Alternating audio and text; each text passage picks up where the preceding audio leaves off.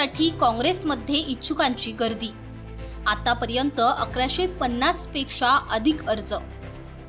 मुंबई महानगरपालिका निवडणुकीचा कार्यक्रम अद्याप जाहीर झालेला नसला तरी सुद्धा काँग्रेस पक्षाकडे उमेदवारीसाठी इच्छुकांची गर्दी झालेली आहे। इच्छुक उमेदवारांकडून काँग्रेसने अर्ज मागवले असून आतापर्यंत 1150 पेक्षा अधिक अर्ज गेले आहेत। मुंबईतील 6 जिल्ह्यातून इच्छुक उमेदवारांचा उत्स्फूर्त प्रतिसाद मिळत असून लवकरच महापालिकेसाठी आरक्षण सोडत जाहीर होणार असल्याने अर्जास मुदतवाढ दिली जाणार आहे, असे मुंबई काँग्रेसचे प्रवक्ते आणि माध्यम समन्वयक सुरेश चंद्र राजहंस म्हणाले।